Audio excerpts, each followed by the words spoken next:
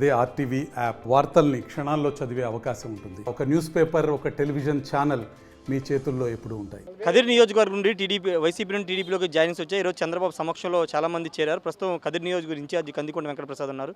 Sir, ఎలాంటి చర్యలు ఉన్నాయి? ఎక్కడి నుంచి ఈరోజు టీడీపీలో జాయిన్ అయ్యారు?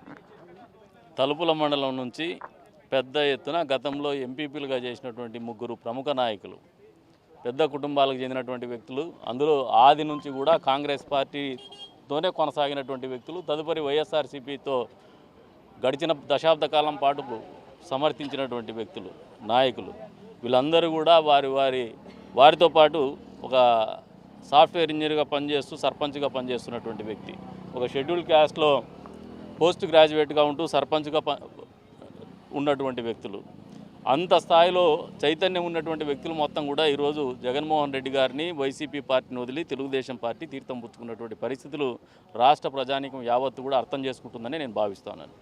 సార్, అంటే ఇక్కడ లేని వేరే జిల్లాల్లో లేని చేంజెస్ మీ జిల్లాలో, మీ నియోజకవర్గంలో కూడా ఎమ్మెల్యేని మార్చేశారు, ఇద్దరు ఎంపీలు కూడా మార్చేశారు. ఎలా చూస్తారు జిల్లా మొత్తం ఇంత మార్పులు వైసీపీలో? జగన్మోహన్ రెడ్డికి ఒక అహంకారపూరితమైనటువంటి ఆలోచన ఉంది.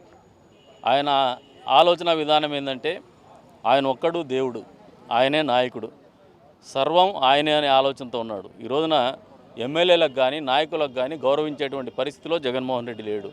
ఈ రోజున ఆయన చూసి ఓట్లేస్తారని భ్రమంలో బతుకుతున్నాడు.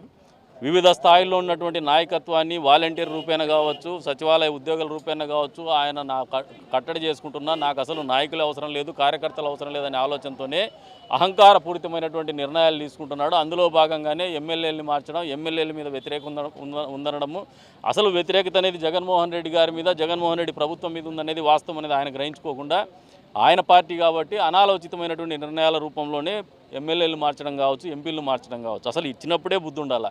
గోరంట్ల మాధవ్ లాంటి వ్యక్తికి ఎవరైనా ఎంపీ టికెట్ ఇస్తారా? హిందూపురం లాంటి ఎంపీ టికెట్ ఎవరైనా ఇస్తారా? కానీ ప్రజలు ఆ రోజున కులాన్ని చూసినారు, వెనుకబడిన వర్గాలకు చెందినటువంటి వ్యక్తిగా కొత్తదనాన్ని చూసినారు. కానీ ఆ కొత్తదనాన్ని మంట గెలిపేసి ఆయన జగన్మోహన్ రెడ్డి పరువు, ఆయన పరువు, జిల్లా పరువు కూడా ప్రపంచ స్థాయిలో తీసేసినటువంటి పరిస్థితులు ఈరోజు అందరూ కూడా అసహించుకుంటున్నారు. కదిరిలో సిద్ధం సభ చేయబోతున్నారు. మిగతా విశాఖపట్నం, ఏలూరులోని జనం కదిరి సభకు రాబోతున్నారు. ప్రతిపక్షాలు కూడా దడుచుకుంటాయి, ఆ స్థాయిలో జనం రాబోతున్నారంటూ పెద్దిరెడ్డి రామచంద్రరావు కామెంట్ చేశారు. అలాగే కదిరిలో చేయట్లేదండి, రాప్తాడులో చేస్తున్నారు. నియోజకవర్గానికి 1 కోటో 2 కోట్లో డబ్బులు పెట్టి అధికారాన్ని అడ్డం పెట్టుకొని జనాలు చూపించుకోవాలనే ఆలోచనతో భ్రమంలో జనాలు చూపిస్తే ఓట్లేస్తారంటే ప్రజలు పిచ్చోళ్ళు కాదు, ఎవరు జడుచుకునేటువంటి పరిస్థితి లేదు. ఈరోజున జడుస్తున్నారు కాబట్టి నా బలం చూపించుకోవాలనే ప్రయత్నం చేస్తున్నారు. నిజంగా పెద్దిరెడ్డి రామచంద్రారెడ్డి గారికి ఆయన ప్రభుత్వం మీద కావచ్చు, ఆయన పనితీరు మీద కావచ్చు, ఎక్కడైనా నమ్మకం ఉండుంటే అసలు ఏ మీటింగ్ పెట్టకుండా ఎన్నికల్లో పోటీ చేసేటువంటి దమ్ము ధైర్యం ఉండేది. ఈరోజున చూపించుకుంటున్నారంటే ఖచ్చితంగా భయపడుతున్నారు.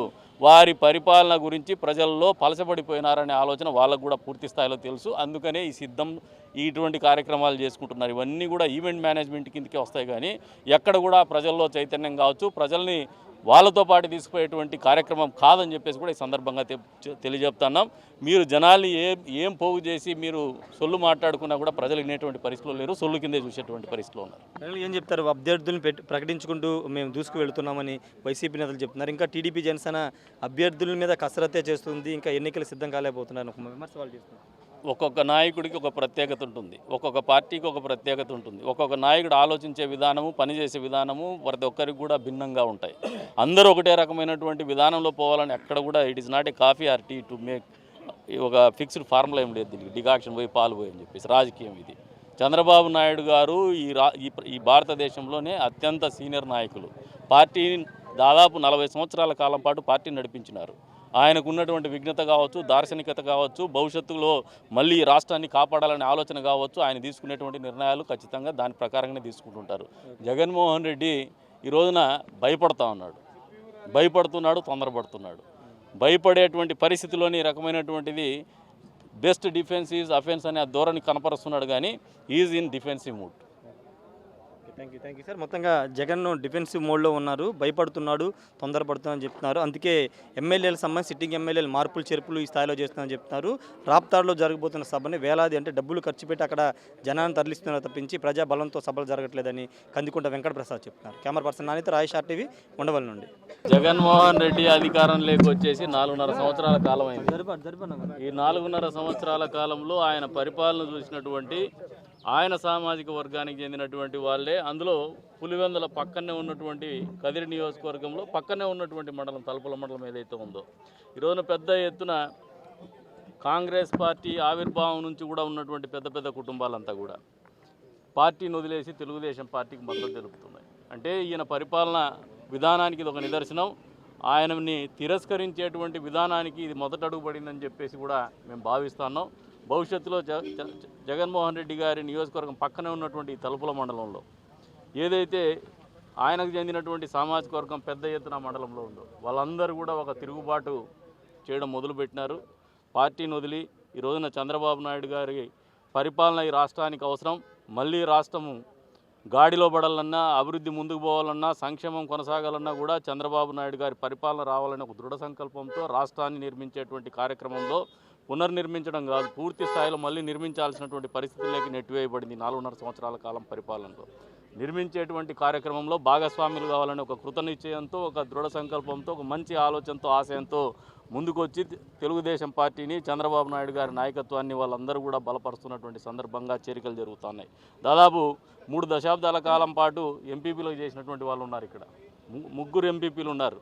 అందులో కొద్దిమంది చదువుకున్నటువంటి సాఫ్ట్వేర్ ఇంజనీర్ చేశాడు, ఈ అబ్బాయి అయితే సర్పంచ్గా చేస్తున్నారు, కాగ్నిజెంట్లో సాఫ్ట్వేర్ ఇంజనీర్ చేస్తున్నాడు. వీళ్ళందరూ కూడా ఒక చైతన్యం, ఆయన సామాజిక వర్గానికి చెందినటువంటి వాళ్ళు. వీళ్ళందరిలో కూడా సామాజిక వర్గం కంటే రాష్ట్రం ముఖ్యం, సమాజం ముఖ్యం అనే ఆలోచనతో ముందుకు వస్తున్నారంటే జగన్మోహన్ రెడ్డి గారు మీ కాలం చెల్లిపోయింది. వచ్చే రోజుల్లో ప్రజలు పూర్తి స్థాయిలో తెలుగుదేశం పార్టీకి మద్దతు తెలపడానికి సిద్ధంగా ఉన్నారు. అంతేకాకుండా చంద్రబాబు నాయుడు గారిని ముఖ్యమంత్రి చేసుకోవాలనే పట్టుదలతో రాష్ట్ర ప్రజానీకం యావత్తు కూడా గతంలో ఏదైతే విభజించు పాలించు సామాజిక సమీకరణాల పేరు మీద, క్లాస్ వార్ అనే పేరు మీద ప్రజలను మభ్యపెట్టి మీరు